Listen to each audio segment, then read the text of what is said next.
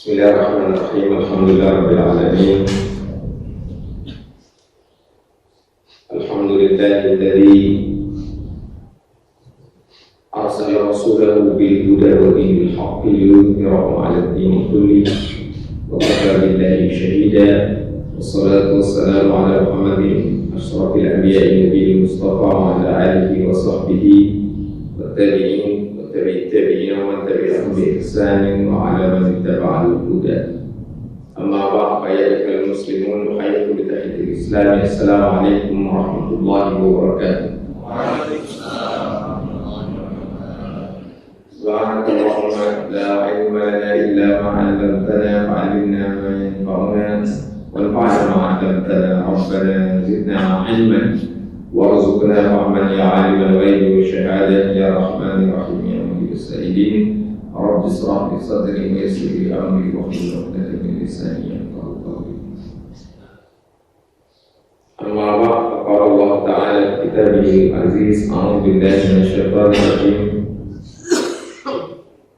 Inna fi ikhtilafil laili wan nahari la ayatin li ulil albab alladhina yadhkuruna Allaha qiyaman wa qu'udan wa 'ala junubihim wa yatafakkaruna fi khalqis samawati wal ardi rabbana ma khalaqta hadha batilan subhanaka faqina adzabannar.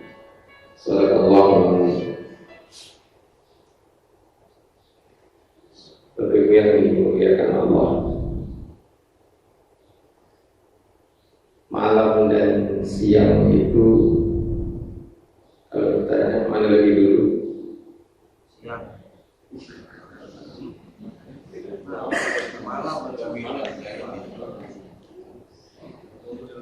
Kita susah menjawabnya. Mana gitu? Kita harus lihat bagaimana proses penciptaan langit dan bumi. Dan ulama memang berbeda pendapat tentang mana lebih dulu, malam apa siang. Tapi ada konvensi atau kesepakatan, kalau hari itu bergantinya malam dalam sistem penanggalan bulan, itu bukan karena malam lebih dulu, tapi karena pergantian bulan itu dimulai dari hilal pertama kali muncul. Dan hilal yang muncul itu pasti di malam hari. Tidak bisa kita melihat hilal di siang hari secara jelas. Yang namanya hilal itu adanya di malam hari. Dan pergantian bulan itu, ya, itu ketika hilal pertama sekali muncul setelah terjadi ijma dan matahari terbenam. Dan di dalam hadis itu ada kisah dari Ibnu Umar bin Abbas. Jadi kepada Rasulullah SAW diperas kurma, direndam di dalam air di malam Kamis, fi lailatul Khamis, disebutnya lailatul Khamis, malam Kamis. Wa yashrabuna yaumal Khamis, diminumnya di siang hari Kamis. Jadi lebih dulu malam Kamis, baru diminumnya pada hari Kamis. Itu memang sudah menjadi konvensi, ya, kesepakatan. Tapi kalau dalam sistem Syamsiah itu lebih dulu, bukan lebih dulu, pergantian itu di jam 00. Nah, kalau di sistem Qamariyah pergantiannya itu maghrib. Maghribnya jam berapa? Nah, itu nggak pernah sama. Jadi pergantian hari dalam sistem kalender Hijriyah, sistem lunar, itu maghrib. Begitu azan maghrib berarti sudah masuk hari baru. Tapi walaupun demikian, orang Arab tetap menyebut pagi itu ghadan. Pagi hari ketika setelah terbit fajar itu itu disebutnya ghadan, besok. Tapi harinya nggak terjadi. Ini hari apa? Apa? Ahad. Nah, semalam Ahad. Nah, kalau kita sebut besok waktu kita sholat maghrib, kita misalnya janji, besok pagi ketemu ya di pengajian di masjid. Nah, itu kita nyebutnya ghadan. Orang Arab menyebutnya ghadan, tapi harinya berbeda belum. Waktu maghrib, kita ngomongnya waktu maghrib Pak. Setelah sholat maghrib, waktu maghrib itu malam apa? Maghrib tadi malam Ahad, dia masih malam Ahad. Jadi harinya sudah hari Ahad betul. Nah, besoknya kita bilang besok, dia siang subuh Ahad. Ini kan subuh Ahad. Jadi maghrib Ahad itu dimulai dari maghrib, terus masuk ke Isya, subuh, zuhur, asar. Pas maghrib lagi, jadi hari apa nanti? Maghrib Senin. Jadi pergantiannya di malam hari. Nah, cuma dalam sistem lunar itu karena maghrib itu geser-geser. Gak bisa dia dibilang jam 6. Kadang dia setengah 6. Iya kan? Maghrib geser-geser. Kenapa demikian?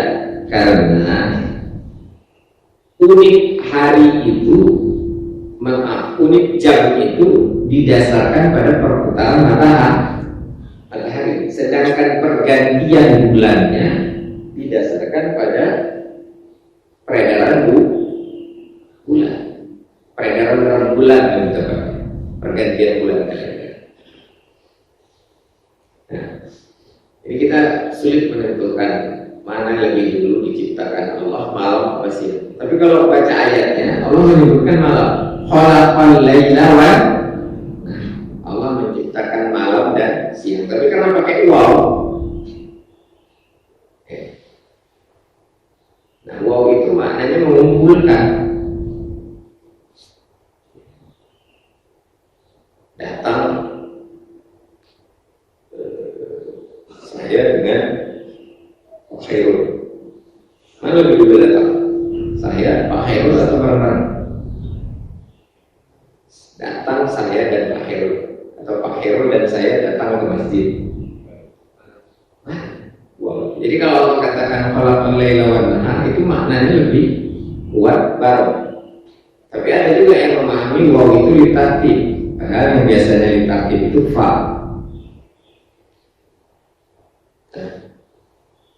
Banyak hal yang seperti itu, ya, yang susah ditentukan, sehingga terjadi perbedaan pendapat. Itu kalau ditanya mana lebih dulu. Kemudian mana lebih utama, siang atau malam?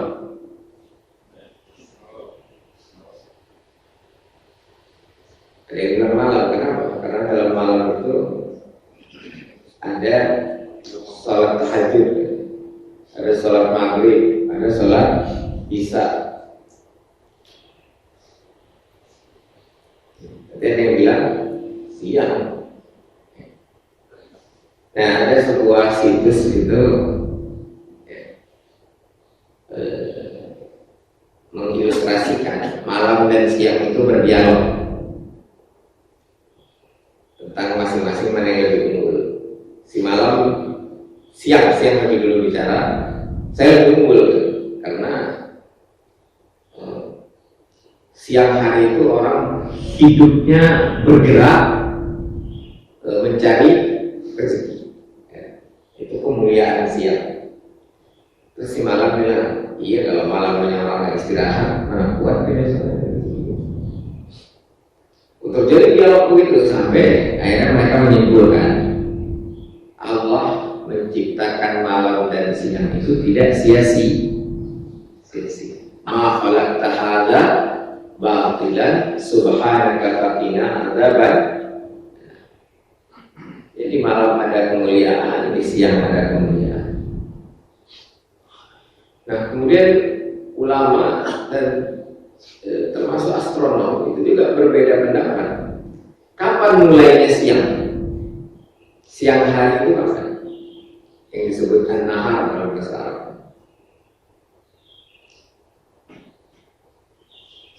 Pas subuh atau ketika suruh. Ya beda-beda. Ada yang bilang subuh, ada yang bilang suruh. Sehingga kalau yang bilang suruh, ini masih malam. Subuh ini masih malam. Masih gelap katanya. Nah, yang bilang mulai subuh kan udah muncul cahaya matahari, walaupun mataharinya belum naik. Yang penting udah ada cahaya, udah politik. Karena siang itu, sifat siang itu adalah adanya cahaya walaupun sedikit sampai pada terang benderang matahari. Tapi ada yang bilang matahari harus muncul dulu baru siang. Ciri siang itu munculnya matahari. Kalau fajar matahari belum muncul. Fajar itu kan matahari masih di bawah cahayanya yang belum muncul. Kalau suruh piringan atas matahari sudah muncul. Kalau duha mataharinya sudah naik, bulan-bulannya sudah di atas itu.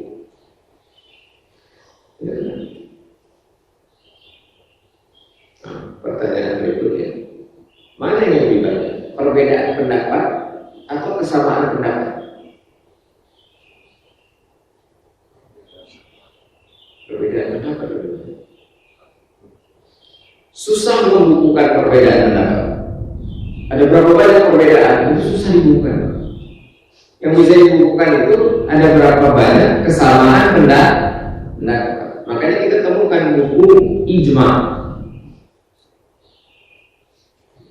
Kalau tentang perbedaan itu hanya bisa dibuat perbandingan, fikih perbandingan,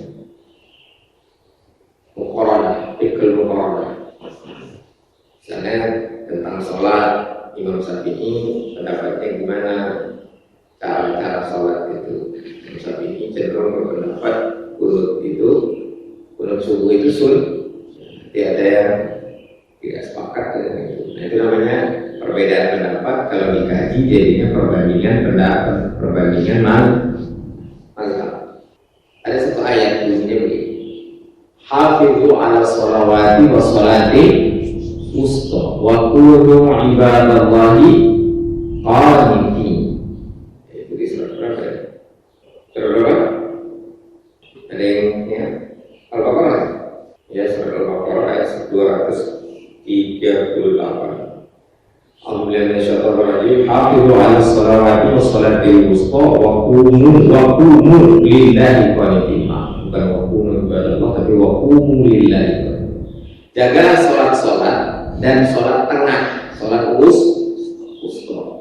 Wa qumu lillahi qanitin. Dan tegakkan sholat. Qumu itu maksudnya tegakkan sholat. Ya.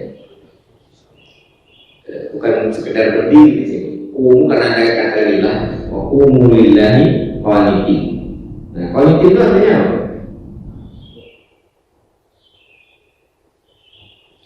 Tafsir bukan terjemahan yang umum itu khusyuk.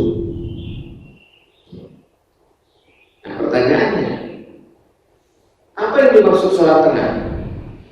Sholat subuh, sholat zuhur, sholat asar, sholat maghrib, atau sholat isya? Nah, ini bisa. Kalau baca tafsirnya, tafsir Imam Qurtubi itu menjelaskan bahwasanya ada yang berpendapat itu subuh, ada yang berpendapat itu zuhur, ada yang berpendapat itu isya, ada yang berpendapat itu maghrib, isya. Jadi lima-limanya bisa, sholat wusta itu bisa ditafsirkan kepada lima-lima waktu sholat. Masing-masing punya argumen. Yang berargumen subuh itu mengatakan karena Allah memerintahkan untuk sholat sambil kunut. Jadi makna wa qumu lillahi qanitin itu artinya sambil kunut. Makanya itu sholat subuh. Ada yang menafsirkan seperti itu. Ada yang menafsirkan sholat zuhur.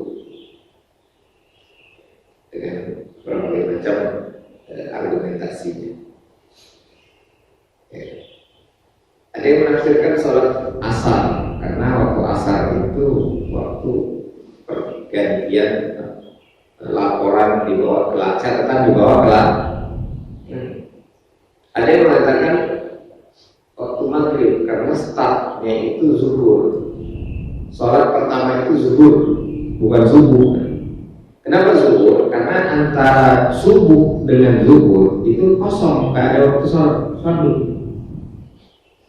Nanti kalau udah subuh, itu kan udah nggak ada lagi sholat subuh kan? Waktu subuh udah habis kan?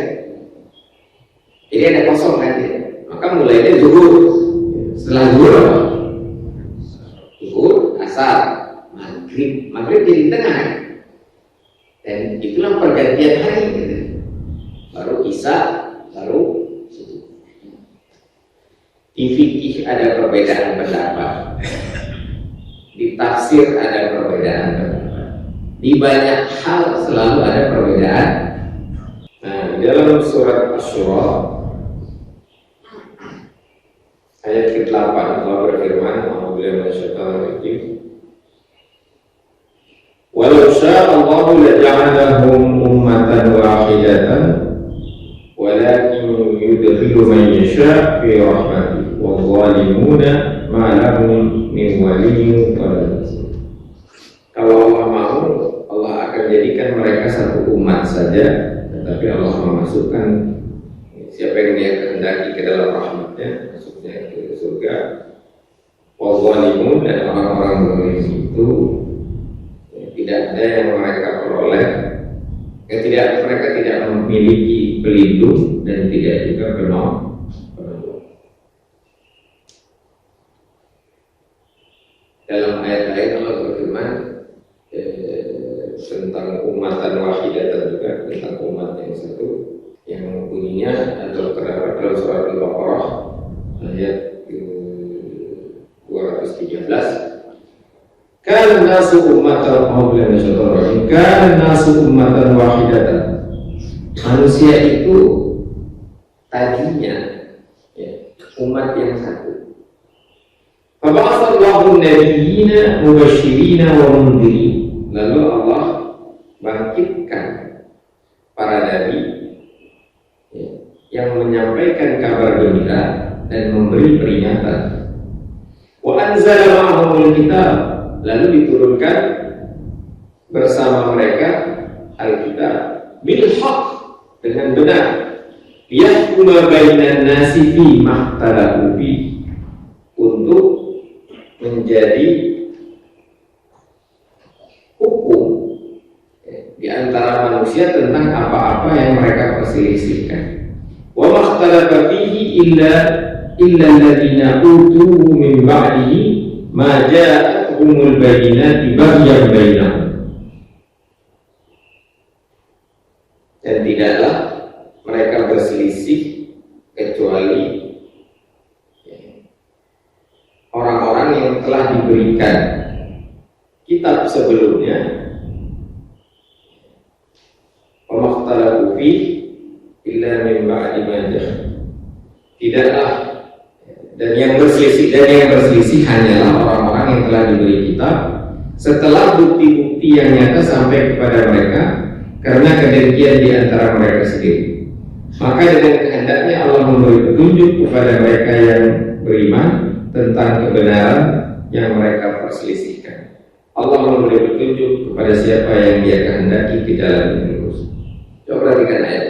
Sebelumnya satu, kana nasu ummatan. Kapan terjadi perselisihan? Setelah diutusnya para nabi atau sebelum diutusnya para nabi? Setelah.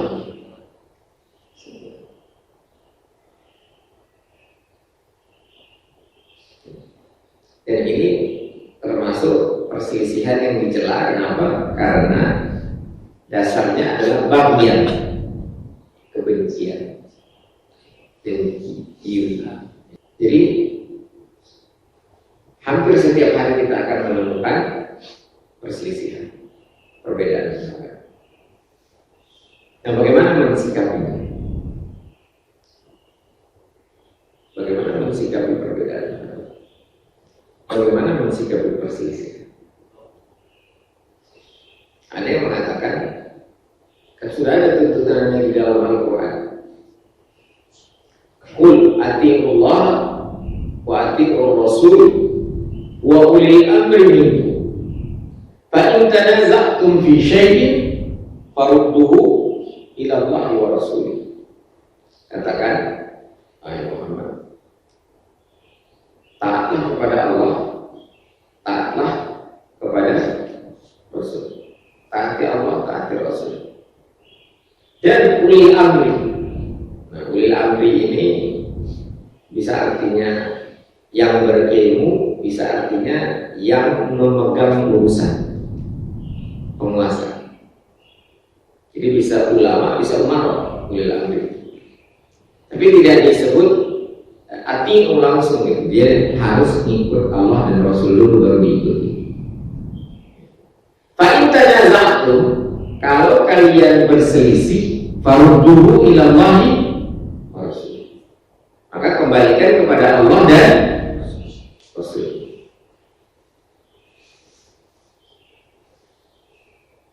Ulama itu berbeda pendapat, dalilnya beda atau sama? Sama. Dalilnya juga berasal dari Al-Quran.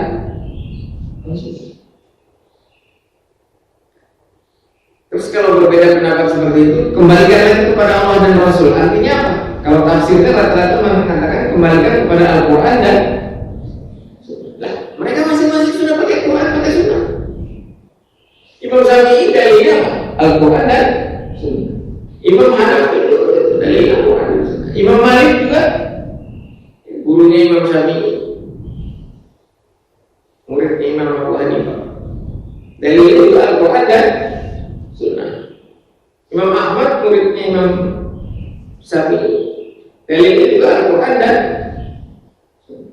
Itu guru sama murid beda pendapat, dalilnya sama Al-Quran dan Sunnah. Nah kalau perbedaan pendapat begitu, dalilnya Quran Sunnah, terus disuruh kembalikan lagi kepada Allah dan Rasul, rujuk lagi Quran dan Sunnah, terjadi kesepakatan atau tetap beda pendapat?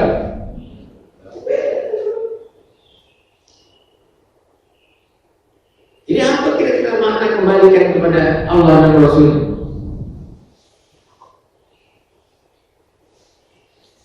Ada satu kisah sahih berdasarkan hadis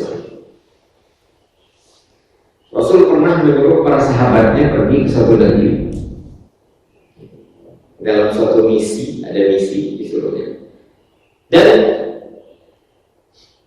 instruksinya, wasiat yang diinstruksikan adalah jangan sholat sampai tiba di negeri. Ternyata sebelum tiba di negeri tersebut, waktu sholatnya sudah mau habis. Apa yang terjadi? Apa yang terjadi? Perbedaan pendapat, perselisihan. Sebagian dari utusan tersebut sholat, sebagian lagi nggak sholat. Tetap nanti di sana sholatnya. Jam. Pada waktu sholat yang tidak dijamak antara asar sama maghrib.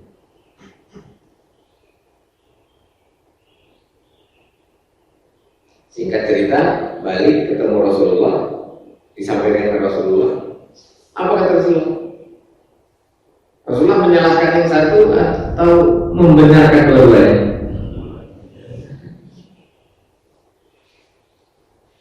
Dan itu perbedaan pendapatnya terjadi setelah Rasul wafat atau ketika Rasul masih hidup?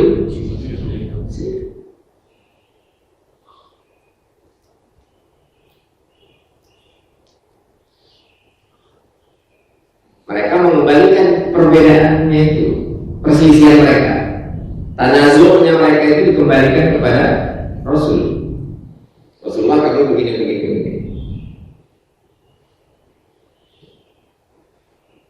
Jawab Rasul, dua-dua benar. Beda, tapi dua-dua.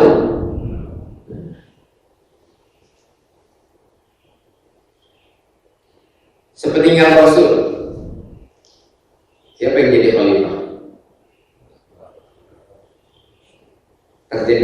perselisihan kan sebelumnya. Sebelum Abu Bakar jadi khalifah itu terjadi perselisihan. Siapa yang paling layak jadi Khalifatul Rasul, pengganti Rasulullah Sallallahu Alaihi Wasallam?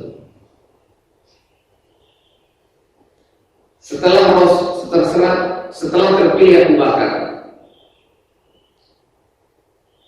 terpilih siapa setelah itu? Menggantinya siapa? Umar. Ada perbedaan pendapat? Tidak ada, karena Abu Bakar sudah menentukan pengganti dia Umar. Jadi dia sudah minta kesepakatan sebelumnya pengganti dia Umar. Rasulullah tidak menentukan siapa pengganti, cuman para ulama dan para sahabat pada saat itu yang memahami ada indikasi bahwasanya paling layak Abu Bakar. Apa indikasinya?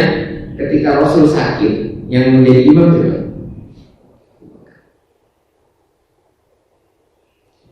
Tapi sempat terjadi perselisihan yang keras.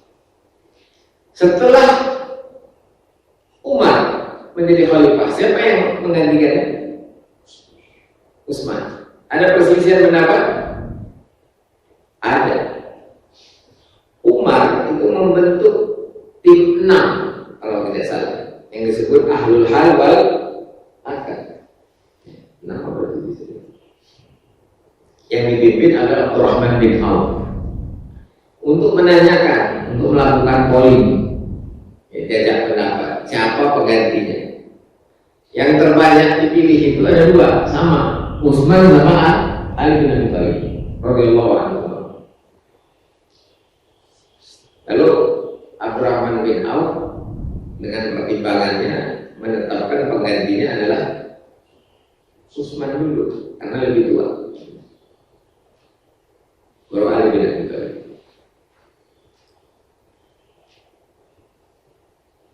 Utsman kemudian wafat terbunuh karena ada perselisihan pendapat. Ini bukan lagi antar sahabat, tapi sahabat dengan bukan sahabat. Kemudian digantikan oleh Ali bin Abi Thalib. Tapi terjadi perselisihan dulu dengan Muawiyah. Dan begitu seterusnya. Terjadi perselisihan. Dari zaman Rasul masih hidup sudah ada perbedaan pendapat. Setelah Rasul wafat ada perbedaan pendapat.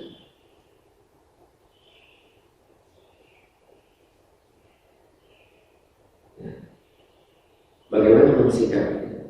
Rasul membenarkan dua-duanya. Tapi pernah Rasul menyalahkan salah satu. Pernah Rasul mengutus satu kelompok khalifah menjalankan sebuah misi, suatu ekspedisi. Dan Rasul memerintahkan agar mentaati si Amir. Dalam Al-Quran tadi dibacakan atiullah wa ati Rasul wa ulil amri minkum. Ini disuruh taati Amir. Amir ini lebih dari sekedar ulil amri, dia waliul amr disebut. Agak beda ya, tapi kita nggak membahas itu. Kemudian si Amir ini, komandan pasukan yang diutus ini, ngumpulin kayu bakar, kemudian merintahkan pasukannya kumpulin kayu bakar, dikumpulin, kemudian disulut, dibakar, kemudian diperintahkan masuk, nggak ada yang masuk. Waktu ngumpulin kayu bakar, perintah kumpul kayu bakar, semuanya taat. Ketika disuruh bakar kayu bakar ini, taatnya. Ketika disuruh masuk ke dalam api, di dalam kayu bakar itu, taatnya. Kenapa nggak taat? Di sini nggak ada perbedaan pendapat antara yang disuruh masuk, perbedaan pendapatnya antara yang disuruh masuk dengan yang memerintahkan masuk. Selesai ekspedisinya, balik ketemu Rasulullah, dilaporkan. Apa kata Rasulullah? Kalau kalian masuk, selamanya kalian gak akan keluar. Itu ada yang menafsirkannya. Artinya masuknya ke dalam api yang dibuat di dunia, gak akan keluar sampai ke akhirat, dibakar di api neraka. Dari sinilah kemudian Rasul mengatakan tidak ada taat pada makhluk dalam hal maksiat kepada Allah. Nah, dalam kes ini Rasul menyalahkan orang yang kalau masuk ke dalam kayu bakar. Dan tidak disalahkan mereka menentang amirnya, karena perintah amirnya itu maksiat, bunuh diri.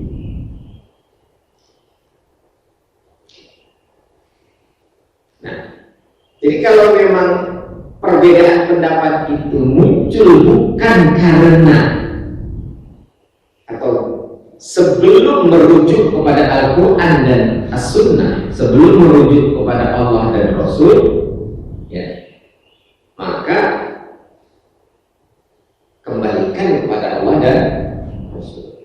Tapi kalau kembalikan kepada Allah dan Rasul, rujuk Quran dan Sunnah.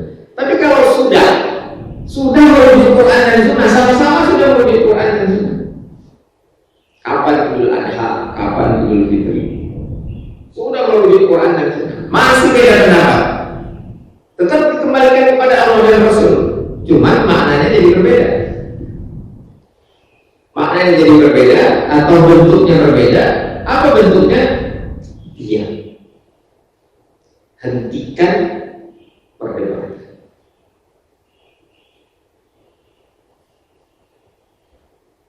Itulah yang disebut khilafiyah. Debatable sampai kapan juga selesai. Silakan pengurus masjid ini bikin diskusi yang benar itu kunut pakai subuh pakai kunut apa enggak? Kapan selesai? Ya.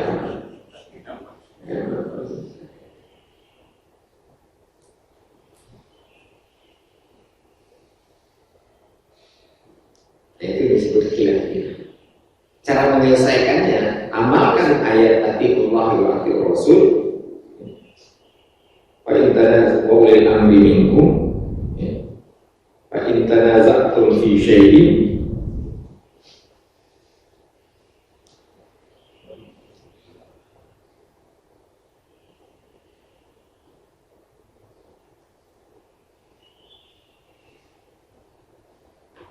surah An-Nisa ayat 59, farduhu ilallahi wa rasulih in kuntum mu'minuna billahi wal yawmil akhir dzalika khairun wa ahsanu ta'wila. Jika kalian beriman pada Allah dan hari akhir, dan itu adalah sebaik-baik merujuk perselisihan atau sebaik-baik tempat mengembalikan urusan. Nah, gimana teknisnya? Teknisnya diam, berhenti berdebat. Karena dasarnya sama-sama Al-Quran dan kalau dibahas nggak akan selesai sampai hari kiamat.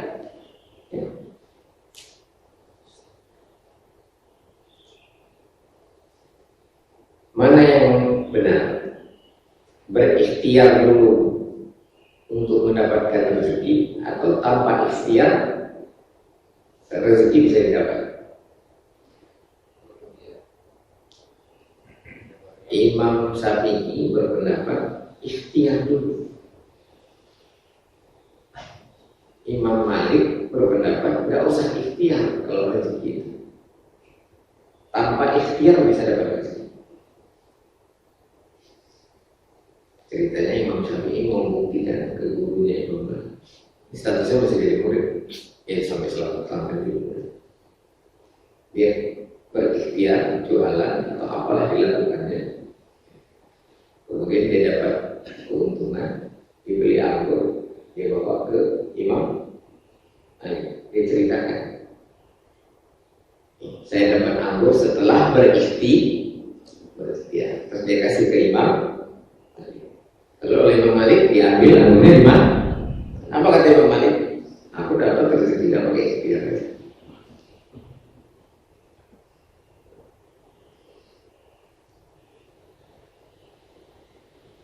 Apa Imam Syafi'i salah?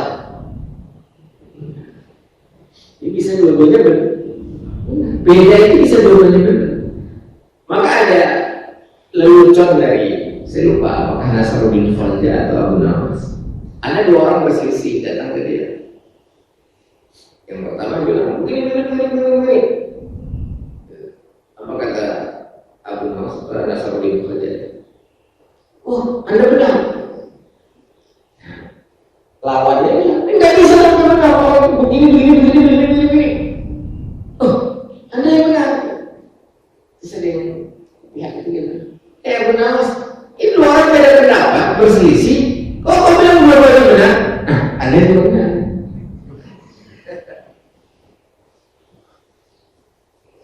Oke, memuliakan Allah. Jangan habiskan energi umat itu untuk berdebat. Berbeda pendapat itu biasa. Dan kalau udah sama-sama pakai Al-Quran dan Sunnah masih juga beda, kembalikan kepada Allah dan Rasulnya gimana? Berhenti, jangan berdebat. Enggak ini apa? Yang beda itu otaknya, pahamnya beda. Bisa nggak dipertemukan? Ya mungkin suatu saat itu bisa. Jadi ijma. Tapi konvensinya kalau yang sekarang ini berbeda pendapat nggak disebut lagi khilafiyah. Khilafiyahnya sampai tadi. Sekarang disebutnya ikhtilaf saja, perbedaan pendapat, bukan debatable. Ya, bisa aja nanti suatu saat ketemu itu pendapat. Jadi muttafaq, walaupun tidak ijma, ya minimal muttafaq alaih. Tadinya ini dua orang beda, akhirnya salah satu mengakui dia merasa pendapatnya nggak terlalu pas, dia ngikut pendapat temannya. Atau sebaliknya. Ya, jadi intinya jangan habiskan energi kita buat berdiri. Siapa yang senang kalau umat Islam ini berdebat, buang energinya berselisih itu sih?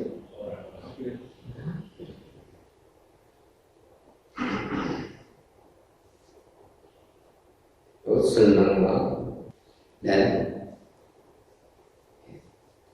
perbedaan itu sunatullah. Perbedaan itu sunat. Dalam semua hal ada perbedaan. Udah pasti